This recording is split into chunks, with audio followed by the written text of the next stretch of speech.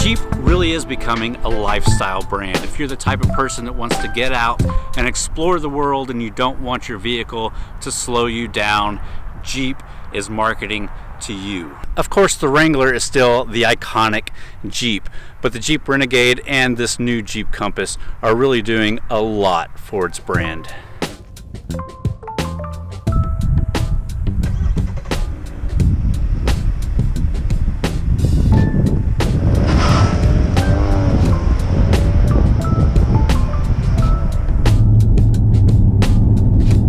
Fortunately, what we're doing now, just cruising around town, staying on the pavement, is what most people who buy this car are going to be doing with it.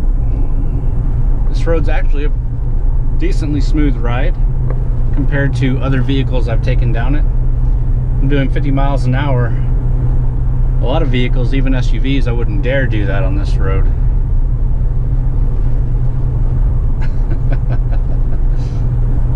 That's a little bit of fun.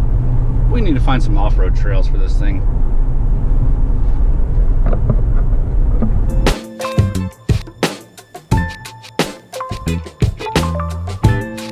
The spot looks pretty good. We're gonna jump out here and see what we can do. Hopefully not on anybody's property where they're gonna shoot us. So the Compass is also named as Activity Vehicle of Texas by the Texas Auto Writers Association, which Texas Garage is a part of. And it was named that at the Auto Roundup this year. So it's definitely not just me. A lot of people are really liking this vehicle. So the Compass slots in just above the Renegade in the lineup. It's the Renegade, the Compass, the Cherokee, and then the Grand Cherokee, and of course the Wrangler, the iconic Wrangler.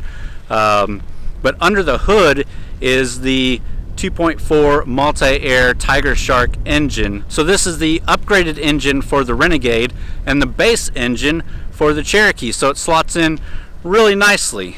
And that's 180 horsepower, 175 foot-pounds of torque, matched up to a 9-speed automatic transmission.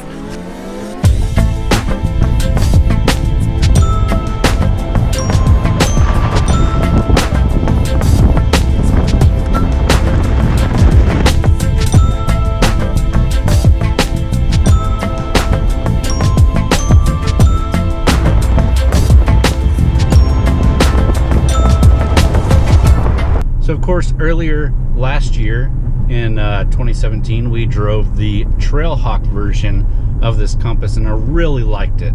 I liked it a lot. I think it's a great size for a Jeep. I think it's miles and miles better than the previous generation Compass. And I really don't have a different opinion about this. I think it's a great vehicle, miles better than the previous generation. I know I talked about the Jeep Compass being more like a baby Cherokee with its design, but of course the Cherokee now is going under a redesign, and it is falling in line with the design of the Grand Cherokee and this Compass. So it seems more like a baby Cherokee, if you will. This one though is still a great option. It's really comfortable to drive. It's decently quiet. You get, this one is the Limited, which is basically the top of the range without hitting the Trailhawk. Of course, you're paying, what was it, like $36,000 for this trim. That's if it's maxed out, but it's really nice. You get nice materials on the inside. You get heated seats, heated steering wheel, and again, it's not a Trailhawk, but it can go lots of places that you want to take your Jeep.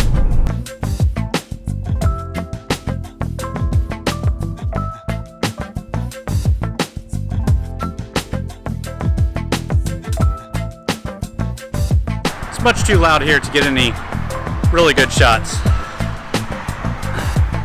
but I kind of like it. So some of the features of the Compass, outside you're looking obviously at the iconic Jeep grille as well as their new signature LED headlights. This interior in the Limited has a two-tone black and sky gray with ruby red stitching. I quite like it, but I think the all black with the saddle stitching is a bit nicer, a bit more premium looking. So obviously you get the Uconnect system. It's an 8.4-inch touchscreen. You get Apple CarPlay and Android Auto, and you also get a 9-speaker Beats sound system. You also get Jeep's Select Terrain traction management system, which allows this thing to be selected into auto, snow, sand, or mud modes. You can put it into 4-wheel lock. So it's got a lot of Jeepness to it. So the question still remains, is this a car that I would buy personally or that I would recommend to somebody in the market? And that really depends on what you're looking for.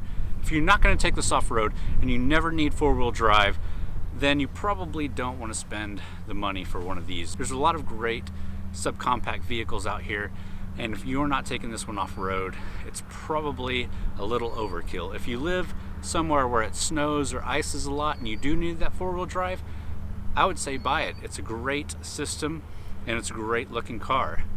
Would I buy this Limited trim? Probably not.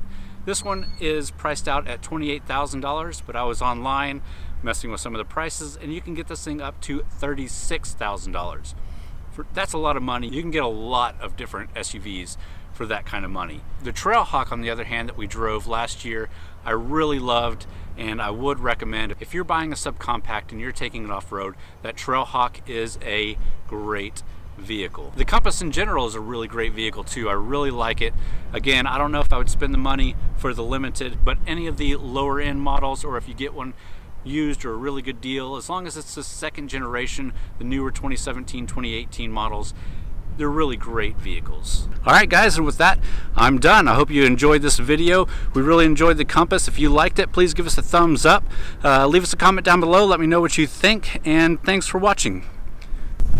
Oh, and be sure to follow us on Instagram. We're posting a lot of stories now, dealing with the cars that we're driving. So this is coming out in a couple of weeks, but if you follow us on Instagram, you've already had the opportunity to check out this vehicle and ask us questions. So follow us on Instagram at TX Garage.